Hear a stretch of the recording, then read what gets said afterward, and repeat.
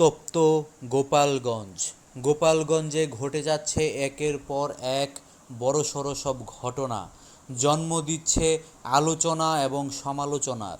গোপালগঞ্জে এখন নতুন করে আবারও সেনাবাহিনীর একটি গাড়িতে আগুন দেওয়া হয়েছে, পুড়িয়ে দেওয়া হয়েছে সেনাবাহিনীর গাড়িসহ অনেক সেনাবাহিনী কর্মকর্তাকে। অনেকেই আহত হয়েছে শোনা গেছে। এমন ঘটনায় ক্ষোভ প্রকাশ করেছেন দেশের জনগণ সহ ওপর মহলের সবাই। বলা হয়েছে, একটা দেশের সেনাবাহিনীর সাথে যদি এরকম করা হয়, তাহলে সেই দেশের মানুষের সাথে কি করা হতে পারে সেটা তো আর বলার বাকি রাখে না। এত পাওয়ারফুল সেনাবাহিনীর সাথে এরকমটা ঘটায় এখন আতঙ্কিত দেশের মানুষ।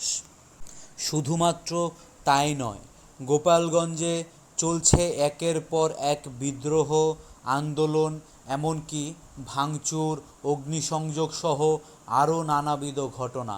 বড় বড় রাজনৈতিক বিশ্লেষকরা বলছেন, এরকম ঘটনা যদি চলতে থাকে, অব্যাহত থাকে যদি এরকম পরিস্থিতি, তাহলে পরিস্থিতি আরও বেশি ভয়াবহ আকার ধারণ করতে পারে। তো বন্ধুরা, এই ব্যাপারে আপনাদের কি মতামত অবশ্যই সেটা কমেন্টে জানাতে ভুলবেন না।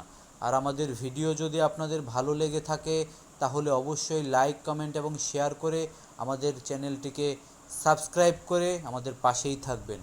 ধন্যবাদ।